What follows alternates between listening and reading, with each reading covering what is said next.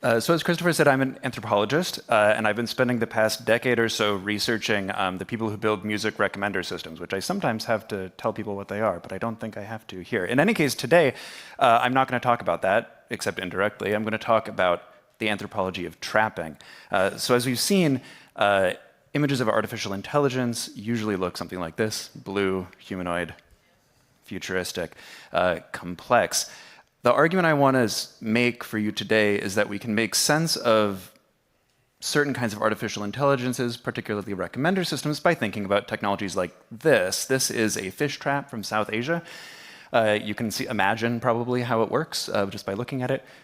You put something in the corner, and a fish comes in, and those thorny calamus ribs keep the fish there. This is from the Pitt Rivers Museum of Anthropology at Oxford.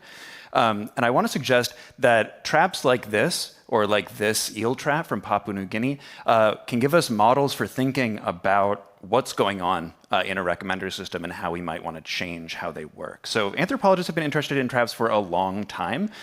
Traps are, as many of people in my field have argued, some of the earliest automatic technologies, right? So this is a machine for making an eel capture itself, right? You put a little frog at the back, the eel swims in, eats it, the bow flips up, the door shuts, and you have a sort of mailing tube with an eel in it. What's interesting about this kind of device, aside from being sort of nifty and mechanical, there we go, is that in its sort of automaticness, it has something like an image of its creator bound up into it. Otis Mason, who was a curator of ethnology at the Smithsonian in 1900, described traps as having the thought of the hunter locked up inside of them. So this is a kind of model of thinking about technology we often associate today with fairly recent theories of technology. You know, it's about delegating your agency into devices. This is what traps have been doing for people for a long time. This trap is from northern Brazil, and is sometimes called the trap that turns fish into fruit, because the fish goes in, bites the thing, and gets flung up into the air and sort of hangs from a tree like it's fruit to pick. And so in these traps, there we go, you literally sometimes see this sort of negative image of the hunter. In this arrow trap from South America, you can almost see the hunter there on the side, sort of pulling the bow, pointing it at its prey. So there is in any of these technologies a kind of negative image of their maker, of the hunter, of the kind of agency they want to put out into the world. But on the other side, they also have a sort of image of their prey in them, because the only way that these automatic technologies work is if they can entice their prey to play the role that they're supposed to. So a trap like this East African bird trap works because birds are small, because they like to peck at the ground, and because they don't have arms, and so they can get tangled up in this sort of netting, which then can be picked up. A similar mechanism trap from the same region for antelope is strung up this way, and instead of catching something that pecks at the ground, it catches a kind of animal that tries to run quickly between trees, right? So there's a kind of picture of the thing you're trying to catch as well inside of the trap. We have this two-sidedness. So the anthropologist Alfred Gell, writing at the end of the 20th century in a sort of influential article on traps and artwork, actually, suggests that we can read these traps as texts on animal behavior. They're like a kind of writing that if you look at them, you can understand how the people who made them understood animals, right? So it's not that this is objectively what antelopes are like, but that this is what the people who build these traps think antelopes are like. Sometimes that sort of negative space image is fairly literal, as in this amazing picture of a giraffe trap, which is sort of the giraffe outline that you wait for a giraffe to end up in. Or in this case, a rat trap, which, as Alfred Gell also argues, is a kind of lethal parody of the animal's Umwelt, which is a way of saying it's a version of the sensory environment that these animals find themselves in that's aimed at purposes beyond their own, usually to kill them. So a rat trap, right? A rat that likes to sort of forage around in small, dark places looking for food will find its last small, dark place in here. Okay, so the big takeaway, or one of the big takeaways from the anthropology of animal trapping, is that traps have two faces. They're a kind of technological situation where hunter and prey meet. So as the anthropologist Alberto Corsin Jimenez has argued, traps are material and epistemic interfaces between worlds. They're the place where these two kinds of entities meet, like a spider and a fly landing in the web. It's this situation where an elephant learns, unfortunately, what humans are like, and humans also can learn a bit about what elephants are like over the process of building these kinds of systems, right? So there's a theory of elephant behavior built into this trap that's designed to catch elephants. Should I tell you? Yeah, okay, there's a chimpanzee trap that's like this. I can just tell you this because I think this is interesting, which is much sadder in some ways than this. It's this very similar structure trap, except that chimpanzees are very curious. And so the way to capture a chimpanzee is actually to just tie that string to something on the ground. And the chimpanzee will come and investigate it. In the process of investigating this string, will intentionally, accidentally, pull the thing. So the elephant's going to blunder through unintentionally. The chimpanzee is going to do it to themselves. Okay. So that's their sort of anthropology of trapping. Now, you are probably familiar with this kind of argument, which is popular nowadays, that computers are a kind of human trap, right? That we might say, like, okay, I wouldn't get fooled by one of those. And then we end up finding ourselves glued to screens and, getting caught the same way that we might say, I don't understand how you, like, the giraffe from a few screens ago, how's the giraffe going to fall in the giraffe-shaped hole? Come on, bears. How can you possibly let yourself get stuck in this? Now, this is a popular theme. I'm sure you've heard it before.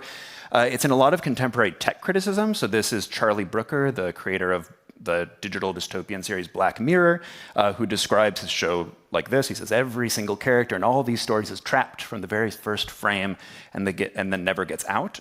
Or more recently, we see in The Social Dilemma on Netflix, of course, this sort of dramatization of social media as a kind of trap for humans, and this sort of motif of the trap as being a way that people have nowadays to talk about why these systems are bad, right? Why they should be done away with, why they should be changed, why they should be reimagined. So in The Social Dilemma, we see this guy, among other people, getting caught up because of, they will describe it as human weakness, right? There's this kind of animal quality that humans have that makes us susceptible to something like Instagram likes, or seeing a streak on Snapchat or something like that. The problem here is that we are in situations where we're being preyed on. This is a still from the same film, in settings that deny our agency, that manipulate us, and sort of put us in settings out of our control. This wonderful line from the movie, 2 billion, because of these systems, 2 billion people will have thoughts that they didn't intend to have. I love this line in part because I just want you to think about what it would mean to have a thought on purpose. I don't know. In any case, there's something here obviously about an anxiety about these systems putting us in situations where we're like animals. And we don't want to be like animals. We don't want to be reminded that we are animals. Now, many of the critics in this space rely on work by a colleague of mine, the anthropologist Natasha Dow-Schul, who has a fabulous book called Addiction by Design, which is about the design of slot machines and also about the experience of machine gambling addicts. If you haven't read this book, I highly recommend it. There are many moments in this book where she describes the design of these systems as trap-like, right? As some kind of like insidious thing that's getting people to work against their own interests. Or she quotes a machine gambling addict, says, "When I gamble, I feel like a rat in a trap." Now, the machine gambling addicts also like it. So there's an interesting sort of dynamic that we see in Schul's work that we don't always see as clearly in the sort of Social Dilemma-style critiques of these technologies, which is that people who find themselves caught up in these human traps often enjoy it. And it's not very straightforward what we should do about the fact that, okay, you might get trapped in Instagram because you like seeing likes, but you like it. You actually do like seeing likes. And these critiques will suggest that maybe you shouldn't like that. Maybe you should revisit your preferences and change the way that you behave. And that would be one way to deal with it. What I've found in my research with the developers of music recommender systems is that it's not only critics who describe these systems as a kind of trap. So when I talk to people developing music recommenders over the past decade or so, they use phrases like this. They say, how can we capture indifferent listeners? How can we get people to use this system who wouldn't have used it otherwise? We want to get our users to stick around, right? And we don't talk about stickiness on websites so much anymore, but we want to make our websites sticky. Or I'm just trying to get you hooked. The goal of these designs of these systems is, in their own terms, sort of trap-like. There's something about them that's designed to capture people. Hooked, of course, was also the title of a popular book from 2013 by the consultant Nir Eyal, which promoted his hook model, designed specifically to capture users for platforms and other promotional images. It's not a thing clicking on a brain, it's literally a fish hook grabbing someone by the brain. Anyone who's familiar with the sort of history of behaviorist psychology will recognize this kind of like reinforcement model as something that's sort of borrowed from behaviorism. But this was an intentional business model, right? This is something people are trying to do on purpose. So coming out as a critic and saying, hey, you're trapping people, they say, oh yeah, I know, that's the point. That's what I'm trying to do. So it's clear that we can use the figure of the trap, right, to think about treachery, to think about trickery and deceit and these ethical issues where humans are not being allowed to fulfill our full agency. We're being treated like animals and so on. And it's usually, right, in this case, about figuring us as essentially vulnerable or as having bad desires, right, as saying the thing that you want is not a thing that you should want. But what we don't see in this use of the trap motif is basically a social media is bad kind of argument, is we don't see any of that two-facedness of traps that I described earlier, that thing that I find so interesting about the anthropology of trapping. So where is it? Can we see the hunter and the prey in this trap? Where would we even look? And what would those things look like? And of course, the problem is that recommender systems are hard to see, right? You can't actually look at one. Sometimes they look like this, they look like a flow chart or a diagram that sort of shows you the movement of data or decisions in a system. Often, like in the social dilemma, they look like this. So they show, three guys like making choices, and obviously there's not three guys inside of Instagram. There are a lot of guys inside of Instagram, actually, and they're making decisions in a slightly different way. But these Vincent Kartheiser ×3 is dramatizing this figure that Otis Mason describes in 1900, right? The thought of the hunter locked into the system, right? So they represent in some way what people understand to be the goals, the motivations of the creators of these systems. Okay, so what sits at the interface then between the hunters and their prey is literally the interface, right? What passes through this are interactions, tapping, clicking, dwelling, all of these kinds of terms that we use to measure forms of engagement. So this is, as Corsine Jimenez described about animal traps, a material and epistemic interface between worlds, between the world of the user as you experience it, like out here while you're on your phone while I'm talking, as the developers understand it, right, when they see the sort of inputs that are coming in through their system. So this is the location of what Corsine Jimenez also will describe as mutual describability. It's the interface through which they know you and you know them, or if you're them, through which you know them, etc.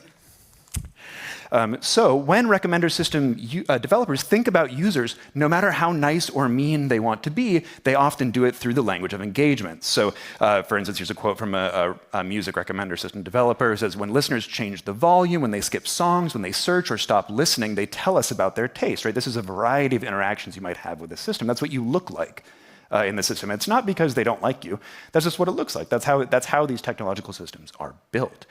So the language of this system, if they're a text on animal behavior, describes us, anyone, as a kind of collection of interactive qualities, right? So on the one side, we have the user represented in this trap as someone who's got time to spend, as someone whose attention and interactions are allocated in ways that indicate their preferences, right? So you stop on this TikTok longer than another one, that probably means that you like it. But on the other side of the interface, engagement also means something else.